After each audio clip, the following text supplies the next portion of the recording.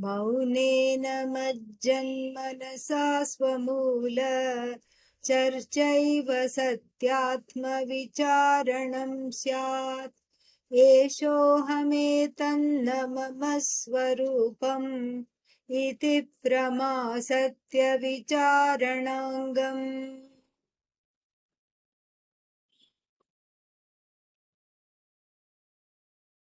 Continuing on the theme that was got yesterday, and what was that theme of this diver? The sadhaka diving for the Atma which has as though become lost.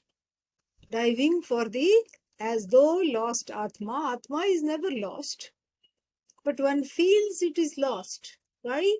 Due to that alienation, which is again due to Atma Ajnana.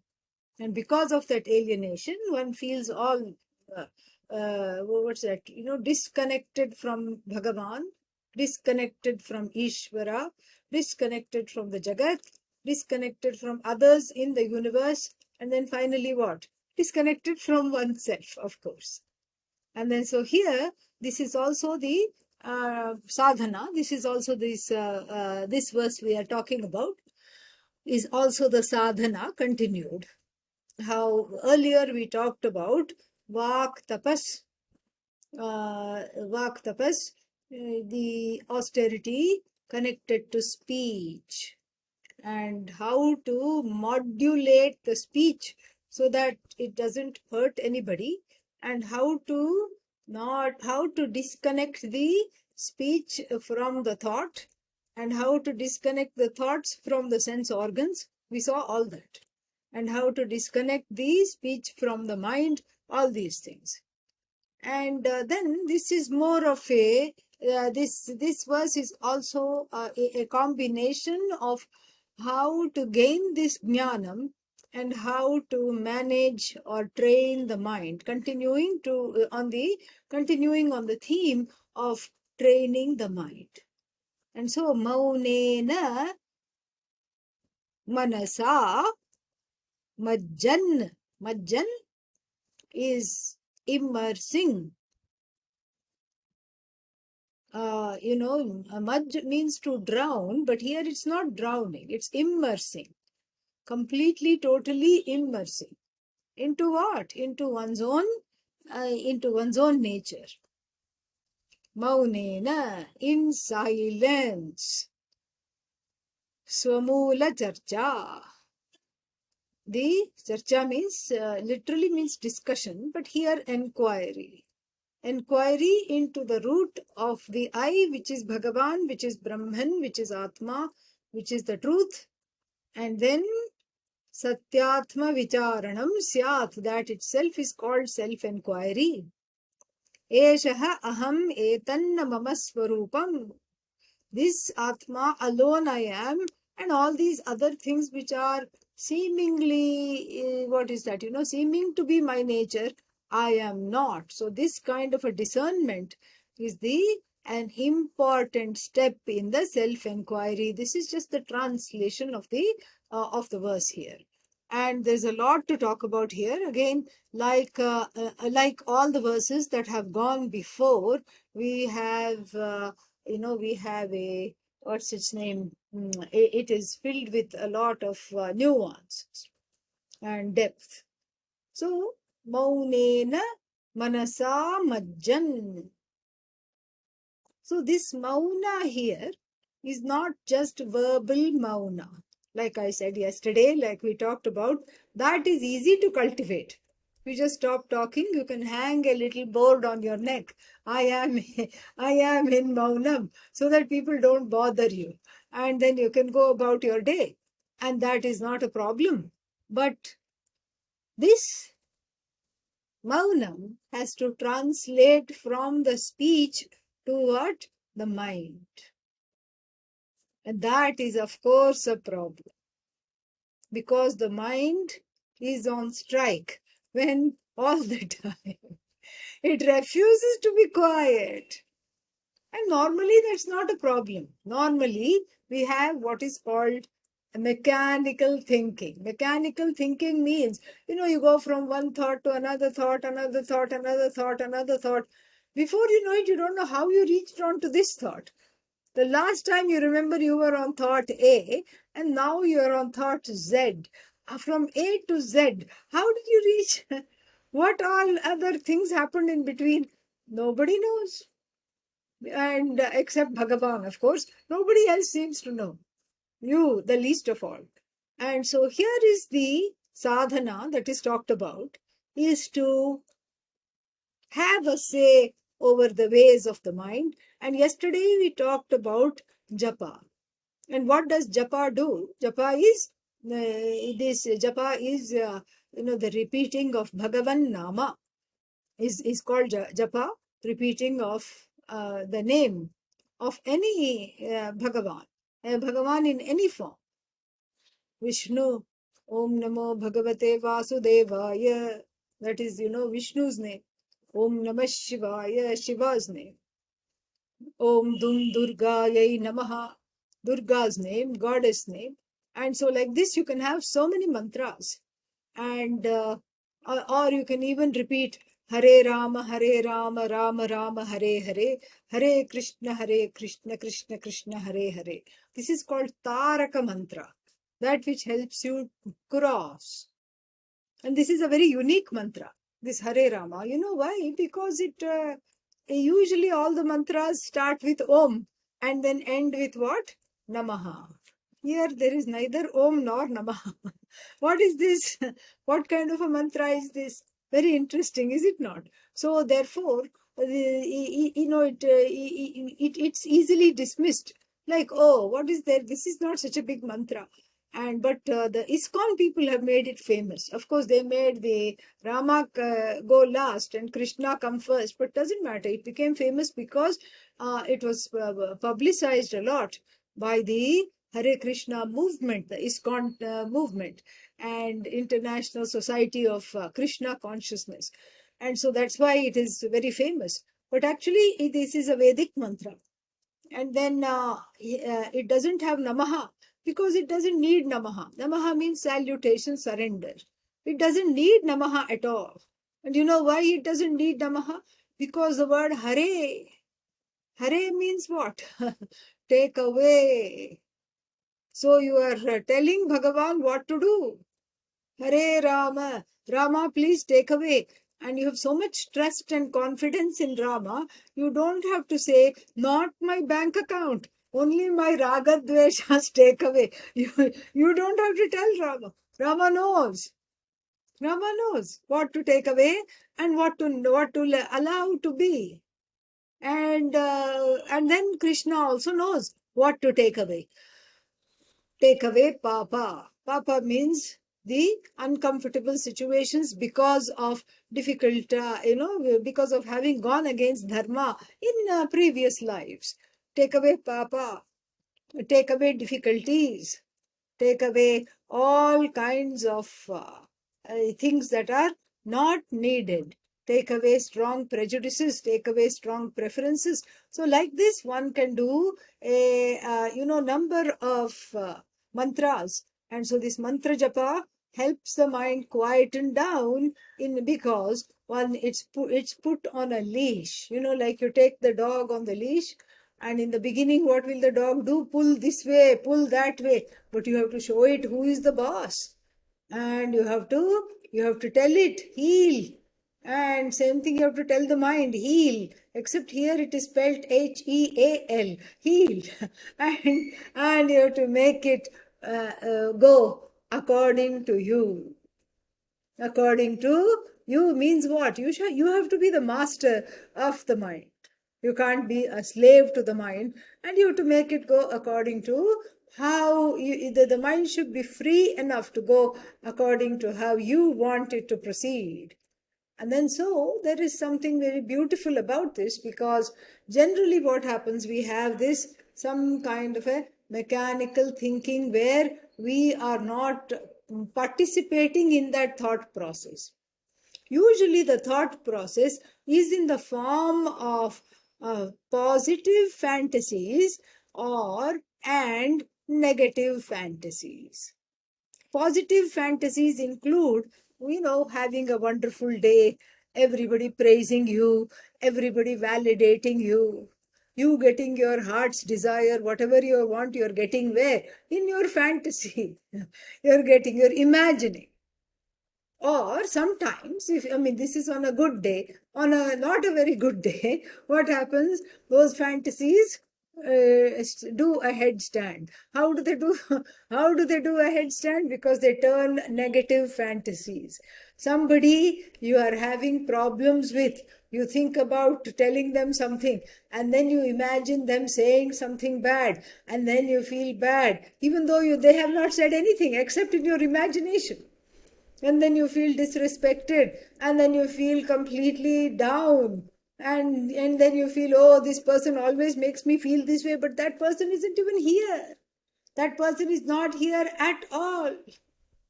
And so therefore what? So therefore this is something which is very, very very, very interesting. And so this is exactly what this is how the mind has to be won over. The mind has to be won over in this manner, and by cutting the strings of the positive fantasies and the negative fantasies. Okay, negative fantasies I can understand, but positive fantasies are nice. Somebody is praising me. I imagine what's wrong. I'm getting an award. I imagine what's wrong with that. Well, the Panchadashi author, the author of the Panchadashi says, this is what is called Manorajya, the kingdom of the mind. And he says it's actually very, very dangerous, because this is all seeds of raga and dvesha ready to sprout and ready to enslave the person, the thinker, even further and further and further. And so for this reason, the Manorajya is avoided. So this is one more small subtle practice with regard to training the mind. Avoid or conquer Manorajya. Don't go into these negative fantasies or even the positive fantasies, because they are exactly that. What are they? Fantasies. They are just fantasies. So there is no point in trying to do this at all. No point in trying to think this or go along with this. That is one more practice in addition to all that we have discussed so far. And then yet one more practice is, doesn't matter, you have this free-flowing mind which is thinking something or the other. And it is called, the normal way of thinking is called Vijatiya Vritti Pravaha. Pravaha, flow. Vijatiya, different kinds of vrittis, thoughts. Vijatiya Vritti Pravaha. A flow of discrete, separate thoughts. Nothing wrong. This is how the mind is. But then, because of this Vijatiya Vritti Pravaha, you don't know how and when you thought of one thing, and that led to another thing, and that led to the third thing, etc., etc. You have no idea. And so, doesn't matter, even if you're just, sitting somewhere, in a garden, in front of your house or wherever, and you're just sitting, and then some thoughts come. Before you know it, you don't know how you went from this thought to that thought. Try to trace it back. Try to trace it back. That is one more form of mastery. And it doesn't have to be thoughts about, it doesn't have to be a mantra. Lord Shiva, Rama, Krishna, nothing. And it doesn't have to be that at all. And so this is what, this is the way of tracing the thing back. You trace it back.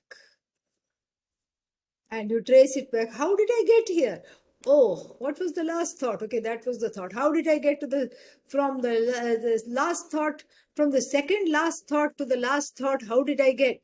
Oh, I don't know. And then you think back, and then you say, oh, that's what it went. And then when you trace it back, you have a kind of a, ECG of the mind, how it has gone from one thing to another. You have a nice kind of a picture of how the mind goes. And then looking at that, you cannot but laugh. You cannot but see that, oh goodness, this is something which is very, very, this is something which is extremely, interesting. My thoughts jump like a frog here, and here they flit like a butterfly, and over here they just they just sink, and like this. It's very nice to see how the pattern of the thought is, and that also helps in building some muscle for the mind, to be able to not go down every rabbit hole and to get stuck there. So therefore, then that gives what is called the practice of mauna, and the practice of disconnecting the thoughts from the sense organs, disconnecting the thoughts from speech and mind. All these things give a certain kind of a, what is it called? Give a give some kind of a growth to the mind. And that is called Chitta Naischalyam. The prasada of a quietened mind is Chitta Naischalyam. Naischalyam, Nishchalasya Bhava. Nishchalasya Bhava means the unmoving state. Unmoving state. Chitta Naischalyam. So where the mind, it does not move away from the focus. The antahkarana is concentrated, ready to receive the knowledge of the Shastra. Very important. So this is Chitta Naischalyam. And then what? Then, this Chitta Naischalyam leads one to Swamula Charcha, which is Atma Vicharanam, Satya Vicharanangam. Swamula Charcha. Swamula Charcha means the enquiry into the I. Now, Ramana Maharshi does not say how to do it. He does not give any kind of an idea of how to do it. But we know, having studied the Upanishads, what it entails. We have seen, for example, in the Brihadaranyaka Upanishad, Maitreyi, Yajnavalkya, the sage, approaching his wife Maitreyi. And then he says, Ut asyam asmat sthanat ut asyam. I'm thinking of pushing off from here. Whatever for? Well, I want to go to the forest and lead the life of a renunciant, a mendicant, a swami. I want to become a swami. See, you can't just sort of do as you like and suddenly go and become a swami. There is a procedure for that. Anybody that is dependent on you, children, spouse, elderly parents if they are alive, all these people, not even the parents, the mother, they have to say okay. They have to say okay, then only you can go on this step. Then only you can go on this step. This is the vidhi. Vidhi means this is the kind of the custom, the customary way of doing this. And so here Yajnavalkya was just having a conversation with her. I think I'm going to push off from here because I want Amritatvam. Amritatvam means I want to dwell in the knowledge of myself as immortal. I want this immortality, so I'm going away. And he says, don't worry, my dear. And Maitreyi was very dear to him indeed. Don't worry, my dear. I'm leaving you with all my money. And he was a very, very wealthy man. Terribly wealthy man. I'm leaving you with all my money. You enjoy the money. Don't worry about this at all. And I am off. Where are you off? I want immortality. And she, of course, had not been married to him for so many years without reason. She's an intelligent woman and an adhikari. Adhikari means completely qualified for this knowledge. Because it is said in another Upanishad, Natasya kule abrahmavit bhavati. So if there is one person who has this understanding and this knowledge, everyone else in their family also has this understanding and this knowledge. Because the person of self-knowledge is always reveling in it. And so the other people are also affected by that. That is the idea. So he says, so she has a very important question for him. She says, well, all this money that you're leaving me, will I get immortal because of this? No, not at all. So, upakaranavattam jivitam syat tava, tava jivitam. Your life will be just very comfortable, like the life of people who are endowed with money and all these things. Your life will not be wanting. But he, being an honest man, he says, na vittena asha asti amritatvasya. And if you say it quietly, fast, very quickly, it will say, na vittena nasha asti. Nasha means destruction. So, amritatvasya. Vittena na asha asti. There is no asha, hope. There is no asha, there is no hope of immortality through the money that I'm leaving you. At the most, you can have some nice things around the house. You can afford to be wealthy and you can lead a comfortable life. Then she says, look, I have been married to you, and whatever you have, I also am entitled to it in full measure.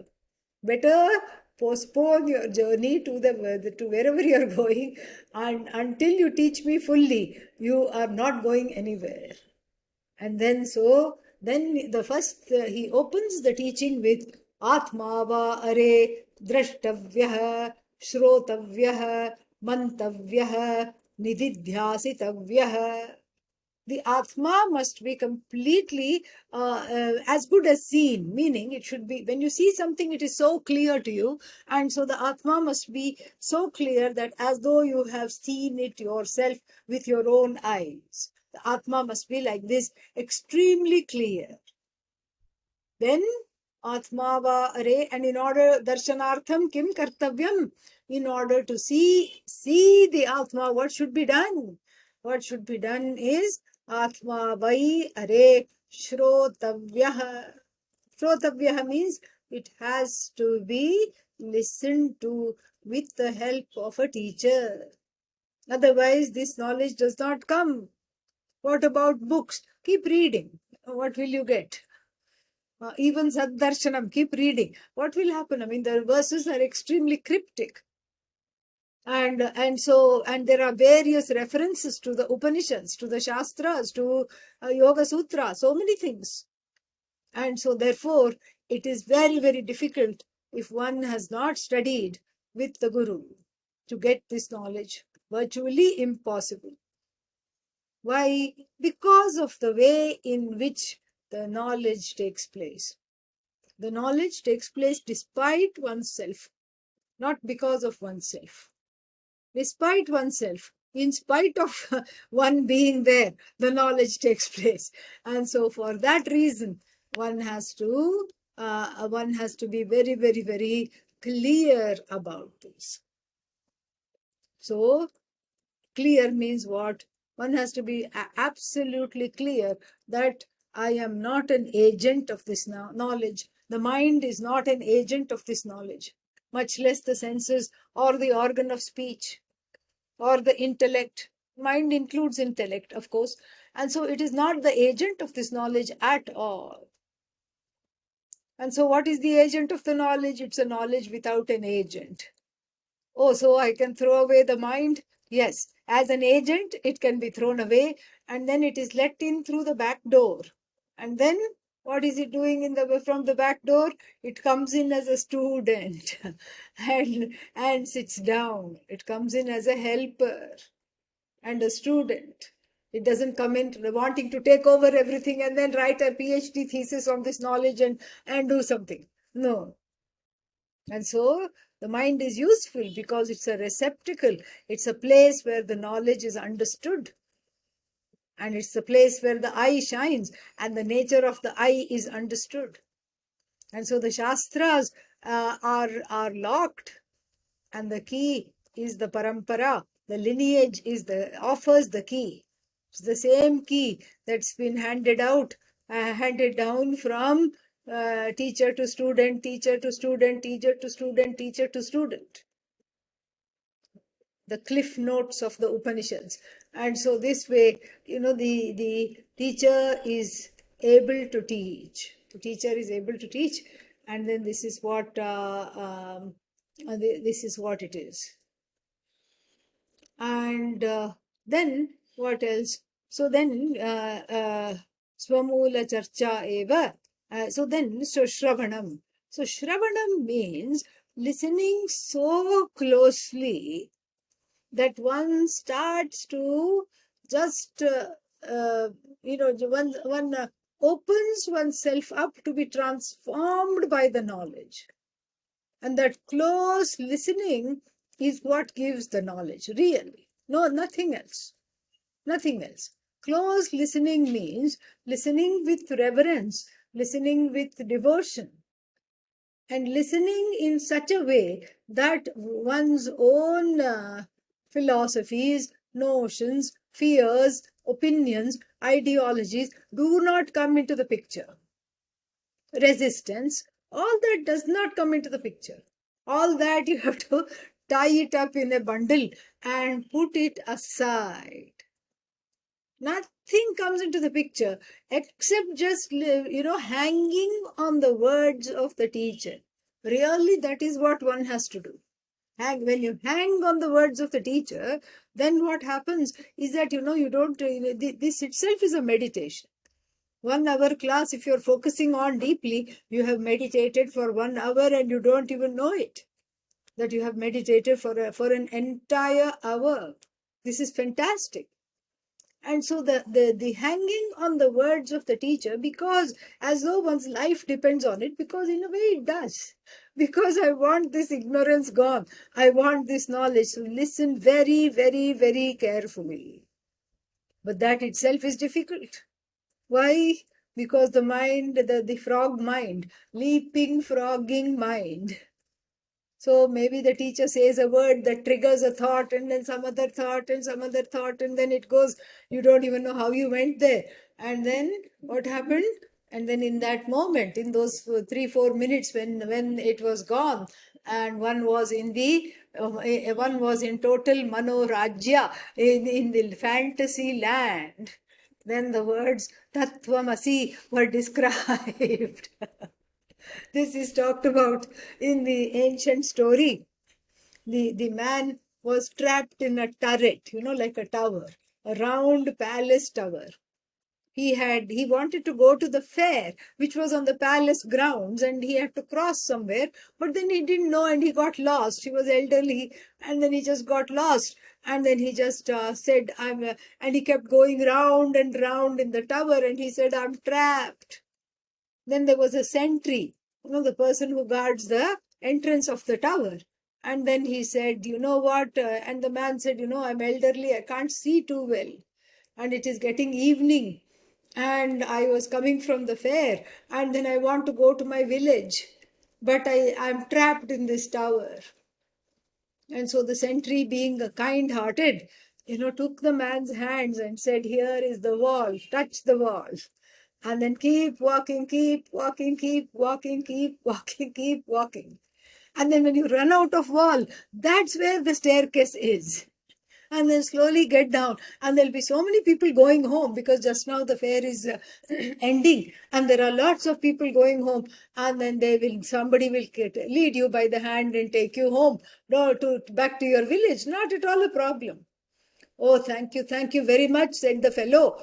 And then 45 minutes later, big tower. And again this man comes, sir, kind sir, please, I can't see, it is evening, I want to reach my village before nightfall, and I am lost and trapped in this tower. And the sentry says, what? You again? I told you, I just put your hand on the wall, and I told you when you run out of wall, you have reached the staircase, and all you have to do is get down. Did you not do that? Yeah, I did that. Then I never ran out of the wall. There was just wall. Or, wall to wall. I'm back here. And he says, that's impossible. I can see this. You can't, because you say your eyesight is afflicted, but I can see this very clearly, that there is an opening here on the other side of where we are standing. How come you could not see this? Well, how come you must have taken your hands away? Yeah, I had a little bit of a back itch. So, and I kept walking and scratching my back. And then missed. This is what happens. The story is illustrated, is given to illustrate what happens when Shravanam is missed. When Shravanam is missed, this is what happens. And so the back scratch, we know what that is. that is various Vijatiya Vritti Pravaha. Here, what the teacher is doing is Sajatiya Vritti Pravaha, the same, kind of thoughts, each one linked to another, the same kinds of vrittis are being planted in the mind of the student. But then what happens? The student goes on their own little or big trip. And then because of this trip, no pun intended here. So because of this trip, what happens? Then you miss whatever is being, talked here. And you can see that, even on Zoom, I can see that. I look at everybody. And that's why many people don't turn on their camera only because of this. So that, and I do like to see. I do like to look at all of you. I do like to communicate. I'm not looking whether you're paying attention or not. I'm just looking in order to communicate. Then I suddenly see that somebody is in their own world. The eyes have all glazed over and they are not listening at all. It is very easy to make out. And so it's not anybody's fault. This is how the mind is. And that is why the mind needs to be trained. And the whole entire training of the mind, the entire japa and samadhi and then dharana, dhyana, everything is for being able, even yogasana is for being able to sit properly and listen. This is really what the purpose of it is. So that's what it is. And so Shravanam means learning how to listen. Not missing a single word, hanging on to each and every word, and then let those words wash over you again and again. Bathing in the words, immersing in the words. And that is what it is. And then that's why it has to be a committed exposure. One class is not going to do it. Why? Because it's not enough. And so, a certain time period of exposure to the Vedanta Shastra with the help of a teacher with whom you can relate. And, that is basically the key to warding off or removing this Atma Ajnanam. That is exactly how it functions. No other way. And so then in the process, what happens is that after a little while, you start thinking like the Upanishad. Very, very interesting. First, you think you're thinking like the teacher, but you're not thinking like the teacher. So you start to think like the Upanishad itself.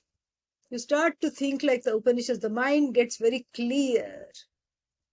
And you become very much. You have more of the mind available for deeper thoughts, more creative thoughts.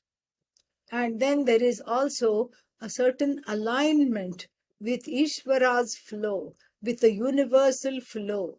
There is a flow. There is a universal flow of which everybody is part of that flow from the standpoint of the jivas. So then what comes to the fore more and more is your own purpose, clarity with regard to your purpose. And of course, there is a common purpose for humanity, which is to get rid of self-ignorance. That is, in fact, the only purpose. But from that is the that is the ultimate purpose. But from the standpoint of the body, mind, sense complex, there are certain skills, there are certain talents, there are certain blessings, and how do I best make use of them? All this clarity comes through Shravanam. It's just amazing, because as the fog dispels, as the fog disperses, and there is a recently, what is that? Last decade, people are using the word brain fog. Very nice word, brain fog. I like this. And so as this mental fog of ajnanam disperses, the sun-like Atma shines, and that Atma is indeed the inner Guru. That's why I said you start thinking like the Upanishad. And so it is indeed the inner Guru, where the Upanishads, the message of the Bhagavad Gita, the message of the Upanishads are totally internalized. And when they are internalized, then, it's very, very transformative. And how transformative it is in your hands, not in the teacher's hands, not in the Shastra's hands. It's in your hands. Your hands means the extent to which you are receptive is the extent of the transformation that is assured to you. And that receptivity is called Shraddha. And the Bhagavad Gita therefore says, Shraddhavan labhate jnanam. The one endowed with Shraddha, devotion, respect, reverence, gains self-knowledge. This is what it is. Very, very important. And so Shraddhavan labhate jnana. So there are other qualifications, but if Shraddha is there, rest assured the jnanam, Atma jnanam, self-knowledge will come, because the Shraddha will bring in all the other qualifications. Definitely will bring in all the other qualifications, so the knowledge will come. So how to listen itself is a skill that has to be honed. People come to Vedanta for many, many reasons in the beginning. And sometimes, when I used to see so many people in Pujya Swamiji's classes, in my teacher's classes, I would ask them, so how long have you been coming? When did you, why do you like to come to the class? What do you get out of this? And many people told me, I like his jokes. I come just for the jokes. There were people that were coming just for the jokes. And the same jokes. But he was so versatile. The same joke would be said in so many different ways that people would just be amused again and again. And sometimes he will say, you don't even need a joke to make people laugh. Oh, really? How? He would say, well, one person came to me. This man came to me and said, Swamiji, you told a joke last 2 weeks ago in the Gita class, and everybody laughed, and I never understood that joke. And then what? Then I just thought about it. It eluded me. And then finally I was in the shower this morning and I repeated that joke to myself, and then I got the joke. And then I laughed. And then Swamiji asked the man, Swamiji is narrating this. Swamiji said, I asked the man, tell me what did you understand about that joke? And then when he told, Swamiji laughed. So he would say 3 laughters, and we still don't know what the joke is. So like this, he would make lots of jokes. And then people came only for the jokes in the beginning. Only for the jokes. Because, otherwise life is such a, a series of doldrums. It's full of all kinds of challenges. So this was a kind of a live entertainment for a lot of people. And they would come for the jokes. And they would sit there. And then after a while, they came to, after several classes, year after year attending this, they slowly came to understand that the jokes are actually connected to certain points that are being made in the class about the Atma. And so the jokes are part of the revelation. And the jokes are deployed in such a wonderful way that, that the resistance drops. That is why the joke is. The joke is so that the resistance drops, the fear drops, all these things. And the jokes relax the person. And also another reason for the jokes is, how can you teach this with a straight face? I don't understand. I actually am incapable of understanding how you can teach Vedanta with a straight face. Here you are trying to solve a problem that doesn't exist. Sorrow, fear doesn't exist, but still we are very seriously trying to solve this problem. This is this is itself a big joke. And this is a joke. And then what else is the joke? And then this the atma is what, what is that, the samsara is so bad, and it does all kinds of things, and it is so difficult, and we have to get out of samsara, we have to get out of samsara, we have to get out of samsara. And then how do you get out of samsara? Well, the knowledge is already you. You are already, you already have moksha. If I already have moksha, then why am I in samsara? That's another big joke. If I'm already free, then why am I suffering the tortures of samsara in the form of afflictions, fears, tears? That is one more joke. Like this, it's all. And then final joke is, even when you explain, people don't understand. That is the biggest joke. And then, and then it's the best kept secret without really trying to hide it. That's why when the British came to India, I mean, not just British, so many people came. From Alexander, not so great, to not so great Britain. We have been colonized by so many people. Really, we should get a prize for how many times we have been colonized. And we have been colonized by so many entities. We never bothered to hide the Upanishads. Read. Oh, I can study Sanskrit? Yeah. Where? Go to this Pandit, sit and study. And then what? And then you read the Upanishad. Oh, I want to translate, translate. We were not bothered about it, because we knew very well that the best kept secret is that which is there right out in the open. And then it's still not understood. That's why we have translations such as, that is whole, this is whole. When you take away the whole, from the whole, what remains is the whole. And then, of course, the person taking notes has to ask the question, that last whole, it's spelled HOLE, right? Because that's what I'm experiencing in my head after hearing you talk. This is the situation. So how can you not laugh? How can you say all this with a straight face? Vedanta, the fact that there is Atma Ajnanam is a big joke. The fact that somehow I have to seriously say, I'm now a student, and now I have to have a guru, and I have to sit, and I have to do this, when there is really, all that is there is just Satchidanandam Brahma. That itself is another joke.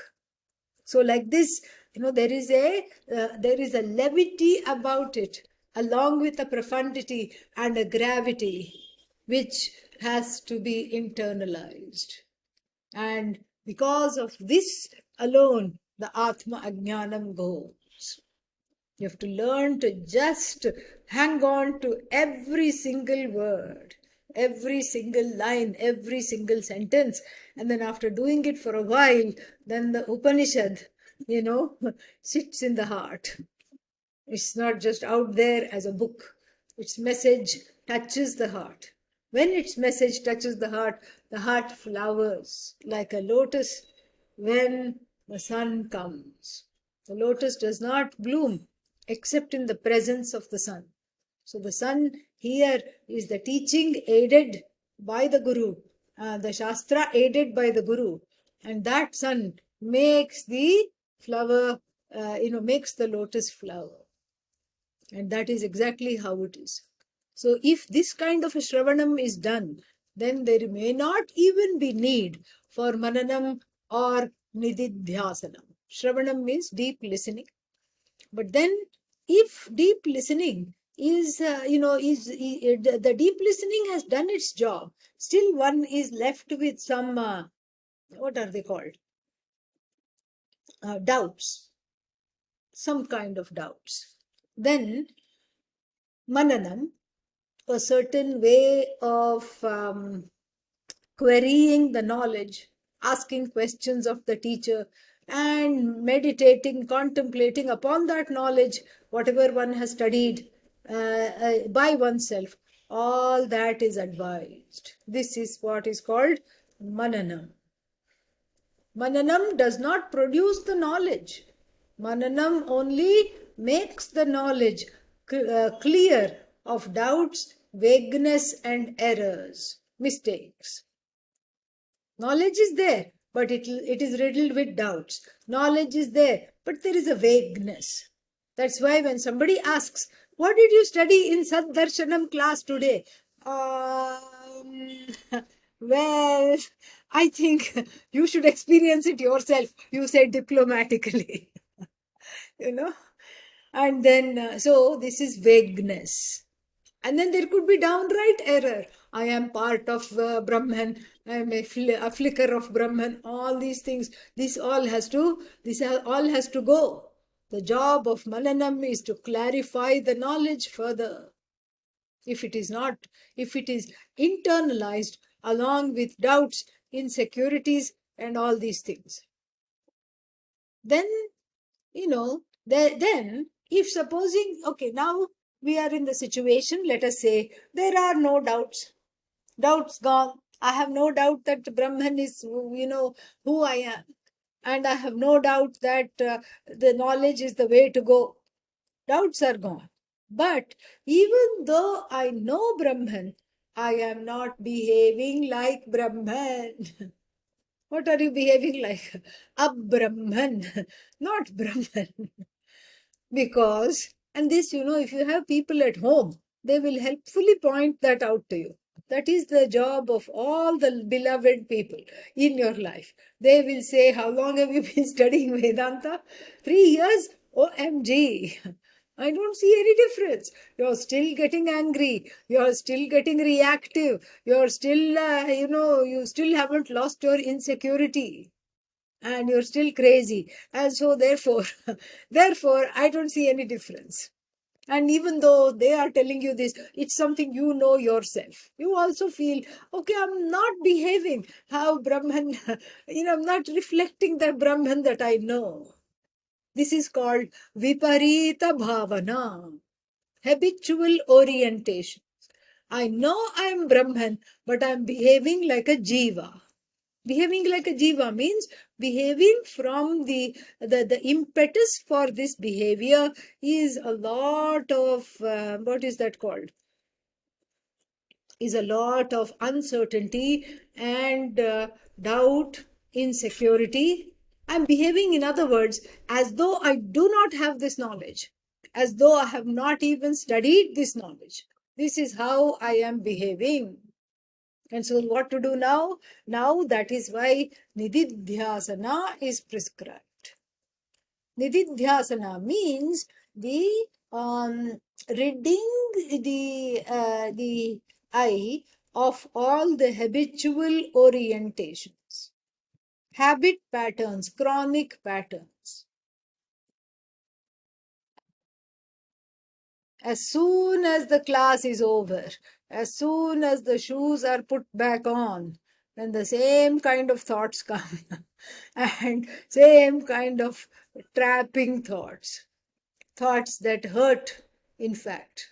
Because after growing quite a bit because of Vedanta, you can't go back to the same old. You can't even think thoughts that are inimical to others or to yourself. It just pains you in a certain way, because now one has become very much more sensitive, very much more sukshma, subtle. And so therefore, that growth has to match the behavior, has to match the thinking. And this is why it's not that you don't know. You just have to be more in line with what you know. And therefore, Nididhyasanam is advised. And what is this Nididhyasanam? Nididhyasanam is like chewing the cud of already eaten grass. This is what the cows do. The farmer puts them out into pasture, but the cow has no sense of time. And the cow is hungry. Whole night it has been in the stable. So now it is very unstable. It wants to run and eat everything in sight. So quickly it eats as though it hasn't seen the grass in 5 years. And then it eats. And then it says, oh, I'm not being taken back in. Oh, I'm still here. Okay, now I can't eat anymore. I'm full. What to do? Sit under a tree and ruminate. 4 stomachs are there. It's just gone to the first stomach. So what does it do? It regurgitates the grass and then slowly and makes delicious wheat grass juice and then sends it back into the various compartments of the stomach. Similarly, the eager student in the beginning wants to study this, wants to study that, wants to more and more classes. I want classes coming out of my ears. I want classes coming out of my nostrils. I want morning class, evening class, afternoon class, midnight class, everything I want. And then quickly tastes and ingests indiscriminately all the grasses of the various Upanishads and the Vedanta Shastra. And then after that, what? Then is the time to sit and ruminate. Bring back to the mind what one has studied. Revel in that knowledge. Revel in that knowledge. Look at your class notes. Look at the words of the Upanishad. Just revel in that knowledge. Replace the thoughts with that knowledge alone. Keep on reveling in that knowledge. This is called Nididhyasanam. And if you have the question right now, how long should I nididhyasinate? How long should I do nididhyasanam? If you have the question, please do not ask, because it is not a chore. Supposing you are given some bitter medicine, this is what you have to take in order to get well, the doctor says. Then you can ask, this is terrible medicine. How long should I take? How long should I do this? Or if somebody says, you have to stand on one leg and pray, do tapas. How long should I stand in Vrikshasana? This is what Ravana did. He stood in Vrikshasana and then he meditated upon Lord Shiva. One leg. Another leg is, tucked in here. And so therefore, in one-legged asana he did. And so if supposing somebody asks you to do that, then definitely you have the right to ask, how long should I mentally plan to do this? But then, if somebody says, eat chocolate cake every day, you don't say, how long should I eat chocolate cake? Eat sweets with every meal. You don't say, how long should I eat sweets with every meal? Sweets or anything that which is your favorite. You have that with every meal. You don't say, how long I should do that. Hey, Guru. So similarly, this is exactly revelry in your own sweetness. Kalam naya nirantaram. After gaining this knowledge, it is said in Nididhyasanam, Kalam naya nirantaram. Nirantaram means without even a break. Keep on doing Nididhyasana. Keep on recalling the words of the Guru, the words of the Shastra, the words of the Upanishad and all the other Vedanta that one has studied and is studying. Keep on recalling that. And then, it's just like, it's like binge watching your favorite series. So this is exactly what it is. So you binge on the Upanishads. A far more rewarding activity. And so this is exactly what it is. You just keep reveling, keep seeing the meaning of the words. Please keep seeing the meaning of the text, of the verses, again and again, until it becomes your second nature. And even after that, it gives a lot of joy. You can continue to do that. So this is the method for Atma Vichara, Atma Satya Vicharanangam. This is what it is. And so, Eshaha Aham Then in that, what happens is, it's just like when you put the butter on the fire, you put unsalted and unpasteurized butter. You put in a pan, in a thick pan, and you put it on the fire to make this ghee. In the beginning, there is so much noise as the impurities are coming out. It's so much noise. It's very noisy. And after a while, it quietens down. All the impurities sink to the bottom, and the clarified butter is on top. That is how the Chitta Shuddhi and the Chitta Naishchalya takes place. And then, as a result of this knowledge, all the impurities just go and they do not bother at all.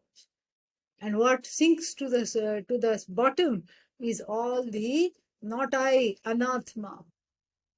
I am an idiot, has sunk to the bottom, that thought. I am no good, sunk to the bottom. I am unloved, sunk to the bottom. I am unappreciated, sunk to the bottom. I am useless, helpless, insecure, sunk to the bottom. All that is there is the placid lake of the self, without a ripple, with clear as glass, without a ripple to speak of. Shanta. And you are that. And that is basically what it is. And so the more one revels in it, the more this reality comes to the surface. And the non-reality which you thought was the reality and in which one was living, that is taken care of, goes to the back, is relegated to the back. This is exactly how the whole thing is. And so this is extremely important. So now, what else have we? Iti prama, swarupam iti prama, this kind of a wisdom, satya vicharanangam, an important process in gaining this knowledge, in the journey of gaining this knowledge. गवेषणात् प्राप्य हृदन्तरं तत् पतेदहन्ता परिभुग्नशीर्षा अथाहमन्यत् स्फुरति प्रकृष्टम् नाहङ्कृतिस्तत्परमेव पूर्णम् गवेषणात् प्राप्य हृदन्तरं तत् पतेदहन्ता परिभुग्नशीर्षा अथाहमन्यत् स्फुरति प्रकृष्टम् नाहङ्कृतिस्तत्परमेव पूर्णम्. Gaveshanat, from this kind of a research, self-inquiry, prapya, having gained, hridantaram, in one's heart, tatu. Tatu means that knowledge, that atma, that one was wanting, having gained that. Patet ahanta, this ahankara hangs its head in shame, falls, this ahankara falls. How? Paribhugna shirsha, having hung its head in shame, it falls. Like the head of Ravana, it falls. And then, atha aham, anyat spurati, atha, anyad aham spurati prakrishtam. Another I takes its place. Another I takes its place, that which was eclipsed, that which was hidden, the Ishvara I takes its place. Na ahankritihi tat, that is not ahankara. That I is that which it makes its home in the whole universe, reclaims itself as the whole universe, is non-separate from everything. And that I is not ahankara. It is that what we have been talking about as Ishvara. Tat param eva. That is the ultimate indeed. Purnam, limitless and totally full. How? We will see that tomorrow. Om Purnamadah Purnamidam Purnat Purnamudachyate पूर्णस्य पूर्णमादाय पूर्णमेवावशिष्यते। ॐ शान्तिः शान्तिः शान्तिः। हरिः ॐ श्रीगुरुभ्यो नमः। हरिः ॐ। Thank you. Thank you so much. Thank you. Thank you, Swamiji.